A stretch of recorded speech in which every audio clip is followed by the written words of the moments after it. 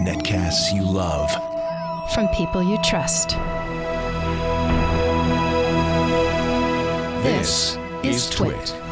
And you have a Lenovo. Now, actually, I'm really interested in this because this has been a very popular category, the yoga tablets for Lenovo. So Ashton Kutcher loves these things. He's paid to love them. Yeah. I hope I'm not disillusioning you when I tell you that. So they had this huge spiel. They have a bunch of commercials about Ashton Kutcher, who helped design these probably. Oh, he helped design them? Yeah. Interestingly enough. So these are the brand new Lenovo Yoga tablets, 8 and 10.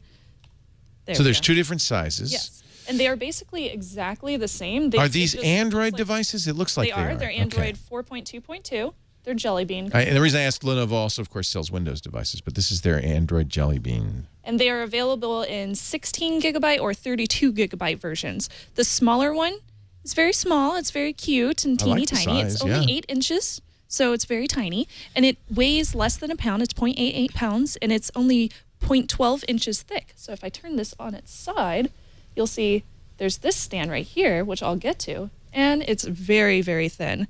Really nice, very compact. The back of it has this nice, well, it sounds almost like a DJ pad, but it's basically, it keeps you from getting fingerprints. Yeah, it's very textured. It's made out of plastic. So you can definitely tell that it's a well-priced product. As far as the price goes, the smaller version is $250.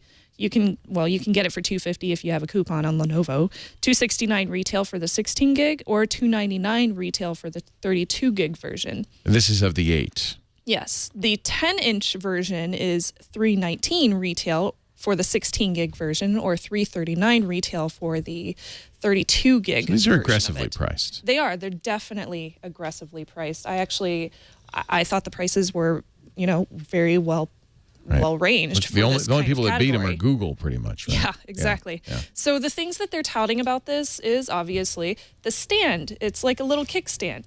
Very cool. And it's intuitive. It's a feature that I actually really enjoyed in testing these because it comes in handy so often. And usually you only get this nice stand if you actually have a case or a keyboard folio pad or something like that for your tablet. These have it automatically included. It's a little stand that you can take and put your fingers right here, and it just presses in like that. And then you fold it out just by pressing in and pushing or pulling on it, and then you can set it up like a stand. Now, if you didn't want to stand, you're going to be carrying around this lump all the time, unfortunately. You can set it down like that. That's nice, yeah. And you can use it just as a regular tablet. Now, the thing about using it as a tablet, if you set it down, obviously, it's just going to sit like this. I found that it's very nice to be able to hold it. Oh, okay. So it gives you a nice little grip. So it doesn't feel like, you have to put your fingers right against the back.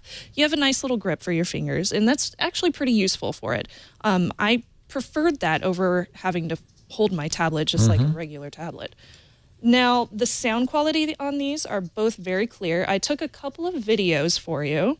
Well, it's a very customized UI, isn't it? It is. It's very customized. Yeah, Lenovo completely revamped the UI on this guy. But I presume you could put a third-party launcher on it and make it look definitely. Like so I took nice a few pictures. That's very flattering. Thank you. Thank you so much. Yes. So both of these have the same type of camera. There's a front and rear-facing camera.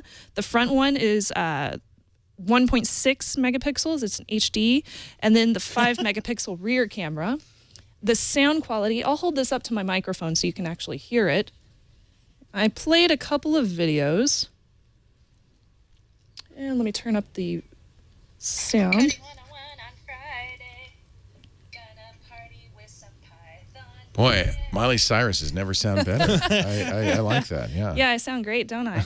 So both of the speakers are on the front, which is also a very nice addition instead of being on the back. So it doesn't get muffled whenever you're playing videos. The camera is just okay. It's pretty average for this price range. Now, the thing that I did not like about both of these is the resolution.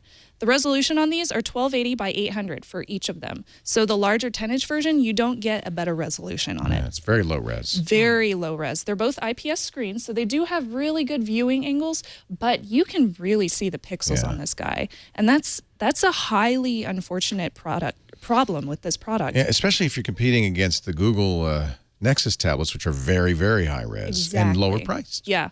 And you'll notice that too whenever you're reading text or you're looking at pictures or things like that. You're definitely going to notice a difference if you go from a Google tablet to one of these guys.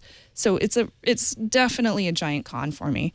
So I'll get into my pros and cons. The pros on these, very thin, very sturdy feeling. They have a long-lasting battery. The battery is also a big pro to these. You can get up to 18 hours on these.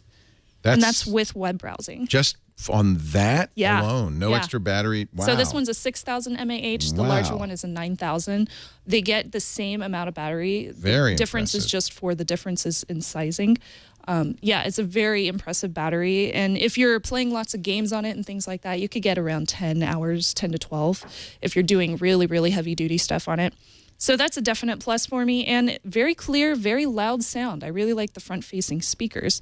On the con side, low screen resolution, definitely a huge con. And I also noticed something strange about this. Whenever you press this down or bring it back up, down here along the corner, you can see a little bit of LCD phase shifting. So you can see a pressure difference whenever you move this tablet in and out. Very hard to see on the camera screen, but there's a definite change on the LCD screen right along here where there's a pressure difference whenever you're clicking on the tablet stand. Yeah, you can't really see it in the camera frame, but trust me, it's there. Here, I'll show you, Padre. I know, I see it. I see it all the time. Yeah. Oh, yeah. Oh, totally.